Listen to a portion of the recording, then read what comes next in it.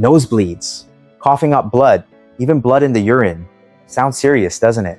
But what surprises many people is that long ago, in traditional medicine, there was a plant that was used in many folk remedies related to these conditions. What's even more remarkable is that this plant was not an expensive or rare medicinal herb. On the contrary, it grows wild in many places, has a stem covered with sharp spines, and is often regarded by many people as nothing more than a worthless weed.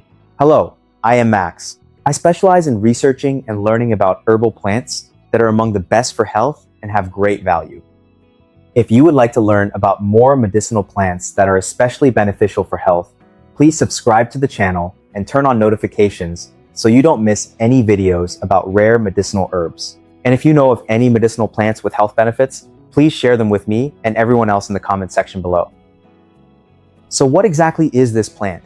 In today's video, we are going to learn about Cirsium. Its scientific name is Cirsium japonicum fish, XDC.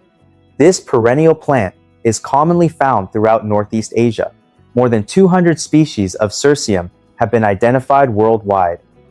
This perennial herbaceous plant has a deep taproot that extends far into the soil. Its stem grows upright, is green in color, and is covered with fine hairs and longitudinal ridges. When mature, the plant is typically about 20 to 32 inches tall.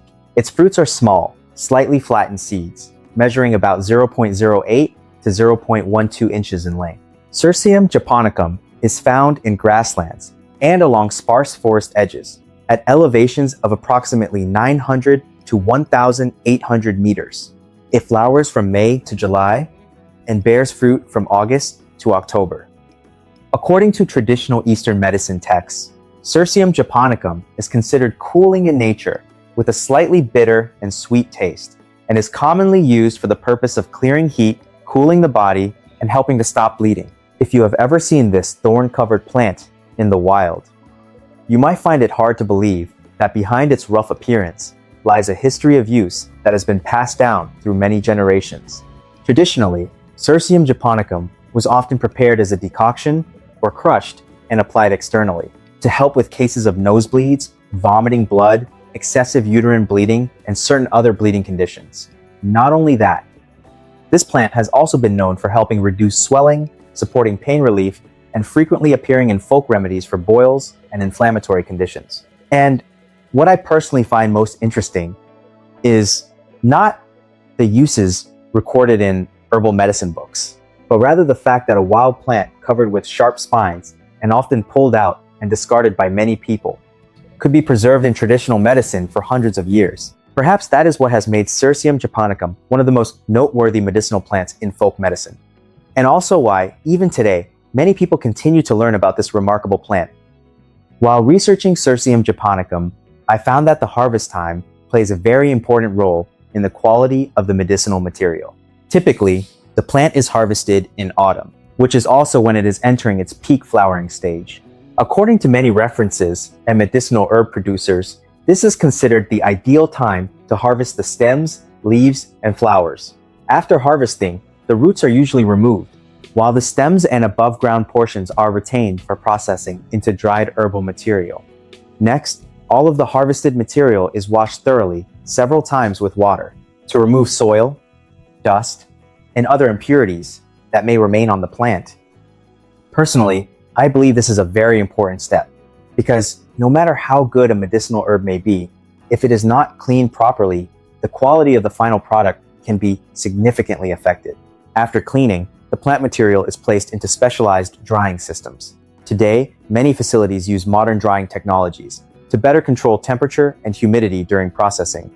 From my perspective, this is a particularly noteworthy step because proper drying not only helps preserve the herb for a longer period of time, but also helps maintain its color and quality after harvest.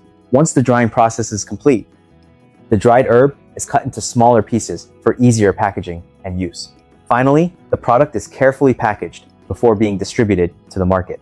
To meet storage standards, the moisture content of dried Cirsium japonicum is typically controlled at below 10%.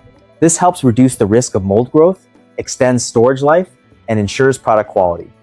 And I have to say, after learning about this entire process, I realized that producing high-quality dried Cirsium japonicum is far from simple. From selecting the right harvest time, cleaning, drying, and packaging, every step must be carried out carefully and according to proper procedures. Perhaps that is also why professionally processed herbal products are often regarded much more highly than herbs that are simply collected and dried by hand. However, there is one thing that I think is truly worth reflecting on. Although Cirsium japonicum has been used in traditional medicine for a very long time and is widely recognized as a valuable plant, its populations in many natural areas are gradually declining. The main cause comes from human activities.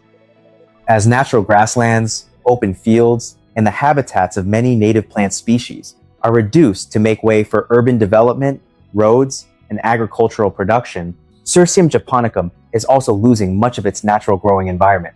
Not only that, the long-term use of herbicides and various agricultural chemicals has also had a significant impact on the survival of this plant. Unfortunately, many people see the sharp spines on its stems and quickly dismiss it as a weed that should be removed. But few people realize that, beyond the values recorded in traditional medicine, Cirsium japonicum also plays an important role in natural ecosystems. In my opinion, the story of Cirsium japonicum serves as a meaningful reminder that not every wild-growing or thorny-looking plant is without value. Sometimes, what we consider a weed may actually be quietly helping to maintain the balance of nature. Before ending this video, I would also like to note that the information shared in this video is primarily based on traditional medical literature, historical sources, and botanical references. This video is intended for informational and educational purposes only. It is not intended to replace professional medical diagnosis, advice, or treatment. If you are experiencing health concerns or are considering the use of any herbal remedy, please consult a physician or an appropriate healthcare professional. If you enjoy stories about medicinal plants, nature, and fascinating facts that few people know about, don't forget to like this video, subscribe to the channel, and turn on notifications so you don't miss future content. You can also leave your thoughts or share your experiences in the comments section below. Thank you for taking the time to watch. And let's work together to protect nature, preserve native plant species, and maintain a green and sustainable environment for the future.